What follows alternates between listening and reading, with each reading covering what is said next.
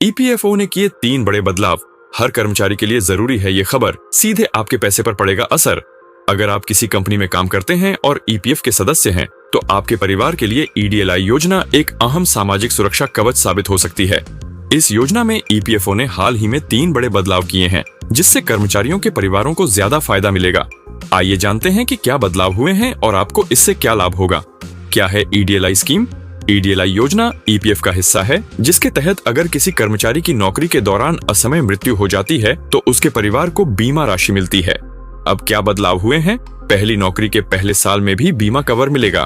पहले अगर कोई कर्मचारी अपनी नौकरी के पहले साल में गुजर जाता था तो उसके परिवार को कोई बीमा लाभ नहीं मिलता था, लेकिन नए नियम के अनुसार अब ऐसे मामलों में परिवार को न्यूनतम 50,000 रुपए की बीमा राशि दी जाएगी।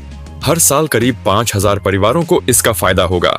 नौकरी छूटने के बाद भी मिलेगा फायदा। पहले अगर किसी कर्मचारी की नौकरी छूट गई और उसके कुछ महीनों बाद उसकी मृत्यु हो गई तो परिवार को ईडीएलआई का लाभ नहीं मिलता था। अब नए नियम के तहत अगर आखिरी ईपीएफ योगदान के 6 महीने के अंदर कर्मचारी की मृत्यु होती है तो परिवार को बीमा राशि मिलेगी, बशर्ते कर्मचारी का नाम कंपनी के रोल से पूरी तरह हटाया न गया हो। नौकरी बदलने के दौरान भी बीमा कवर मिलेगा। पहले अगर कोई कर्मचारी नौकरी बदलते समय कुछ दिनों, हफ्तों या महीनों के लिए बेरोजगार रहता था तो यह उसकी निरंतर सेवा नहीं मानी जाती थी। इस वजह से परिवार को बीमा राशि नहीं मिलती थी। लेकिन अब अगर 2 नौकरियों के बीच 2 महीने तक का ब्रेक है तो भी सेवा को निरंतर माना जाएगा और बीमा राशि मिलेगी। इससे हर साल करीब 1,000 परिवारों को फायदा होगा। कितना मिलेगा बीमा कवर? अब परिवार को कम से कम 2.5 लाख रुपए और अधिकतम 7 लाख रुपए तक की बीमा राशि मिलेगी।